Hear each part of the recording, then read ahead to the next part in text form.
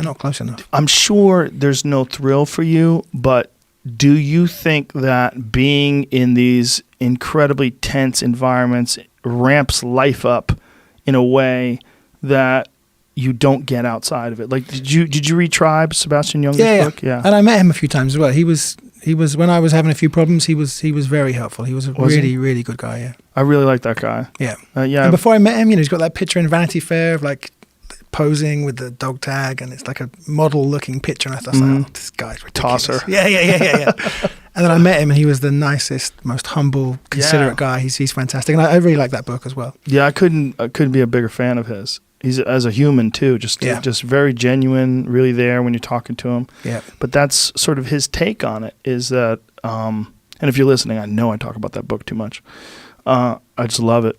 But his take on it was that these people are experiencing life in this incredibly extreme environment, and then they come back to the rest of the world, and it just doesn't feel real anymore. So it's not thrilling when you're there, but it is real drama. You're seeing life and death drama right in front of your face. So when you come back, you think you really want to see this person, see this film, try out this new restaurant, and then you get back and you just don't care. It just feels flat. Yeah. I mean, when I was getting the PTSD treatment, numbness was the word that came out more. Numbness to everything, like numbness to the danger when you're there, but numbness back here for the things that should be pleasurable and should be providing some kind of relief as well. Now, how did the PTSD treatment get organized? Is this through MAPS? Are you part of that study? Yeah, we did a short film about Rick Doblin and this this effort to get MDMA legal.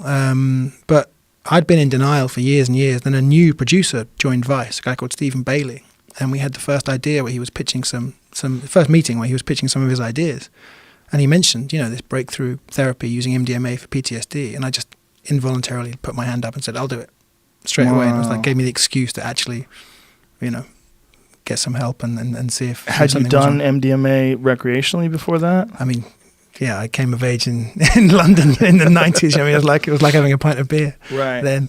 What is the difference between doing it in a therapeutic environment? I mean, it's MDMA assisted therapy. Right. The emphasis is on the therapy.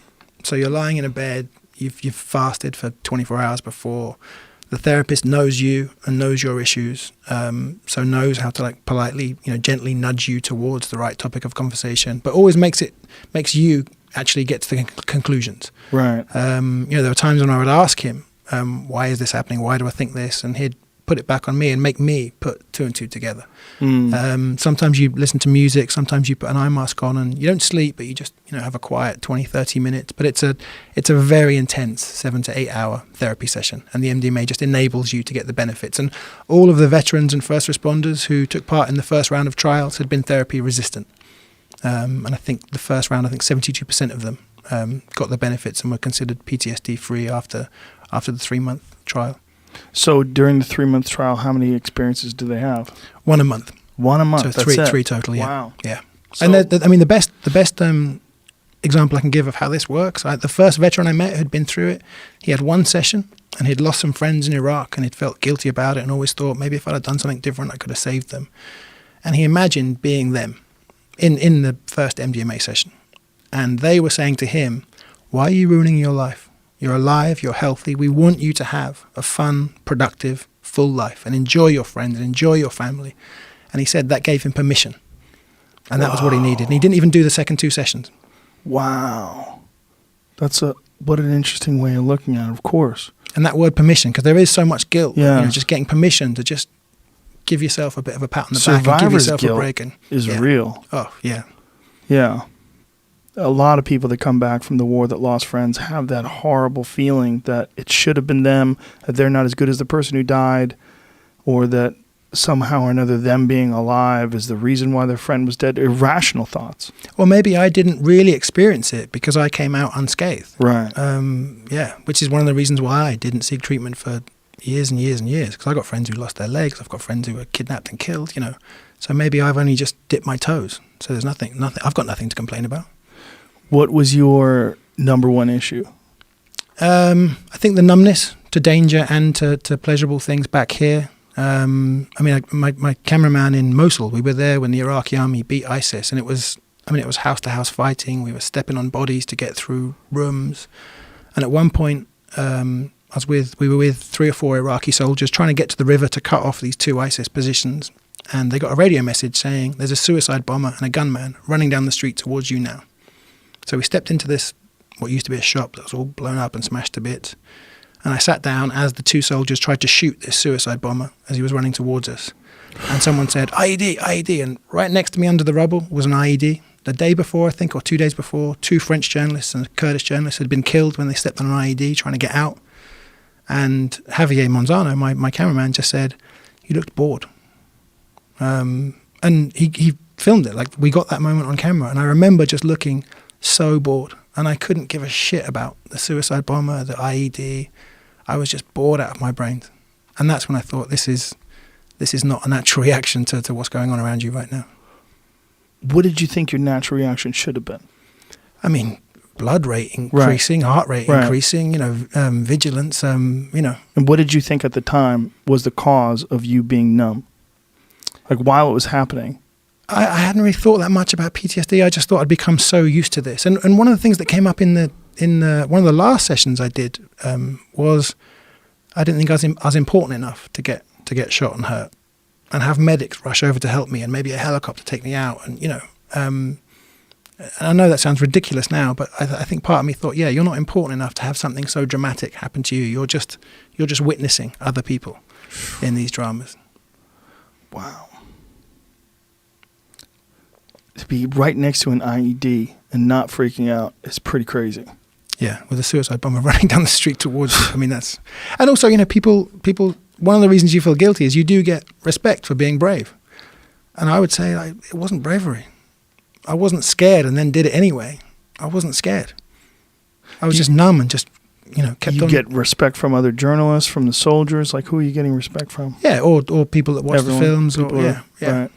And it doesn't feel like bravery. It just feels like you've become stupid about the risks you're taking. So talk me through this therapy. So you fasted for 24 hours, you take the MDMA, and then they just start talking to you about the things that are troubling you? Yeah. So you take 125 milligrams, and then when that hits about Is that an a hour, lot?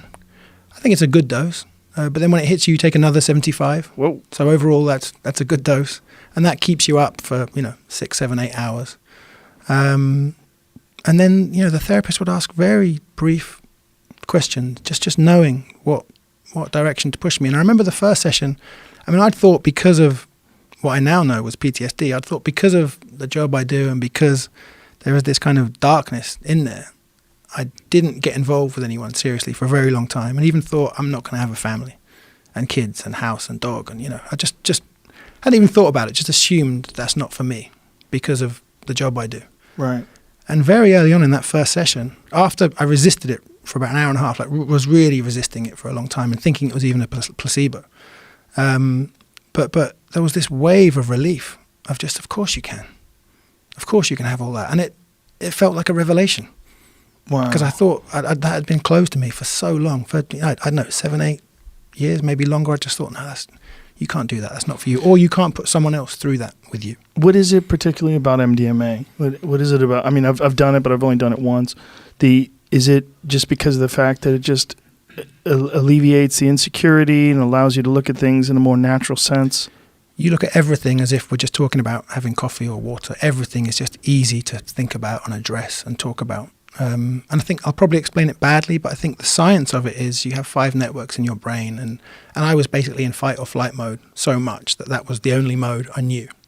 So even when I'm back in New York, if someone walks up too close behind me, I'm expecting a confrontation. I'm in fight or flight mode all the time. So your brain is ignoring the other parts of your brain that provide context and that say that bang outside is just a car backfiring. It's not an IED or someone shooting. So the MDMA just allows your brain to, all the parts of your brain to communicate again. And you're not just in that fight or flight mode. So once you get out of that fight or flight mode, you can then address things that you couldn't even begin to address before. And once you've had these experiences, for you it was 3 experiences, they're profound enough that you retain the benefits?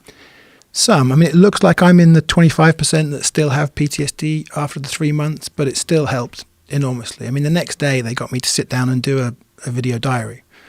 And I was kind of saying, yeah, I thought this was a revelation. And I said, you know what? I'm just smiling now in a way that I don't feel like I've smiled for years. Like, it feels like my whole face is smiling. And this is the next day, which is usually a little wrecked. Yeah, well, I think it's 2 or 3 days when you have what we used to call a moody Tuesday. Yeah, is that what it? 2 or 3 days? Yeah, but with this, there's no come down.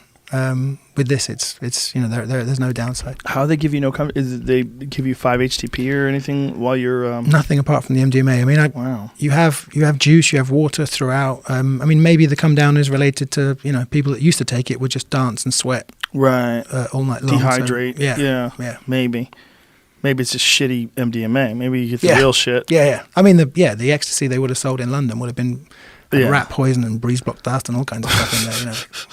Yeah. So I know they're having very positive results with this. And are they planning on implementing this to the public in any kind of short term? I mean, is this something that, like, people that are listening to this right now, is this going to be available to them fairly soon? It looks like it should be legal by 2021, 2022. The third round of officially FDA-approved trials starts soon. That's the first one that involves people other than veterans and first responders. If that gets as good a result as the first 2 trials, which I'm sure it will, then I think it's going to be... And because FDA gave it breakthrough drug status, there's nothing that anyone can do to stop it. It will be legal by 2021, 2022. That's very good news for a lot of people that are suffering. Yeah.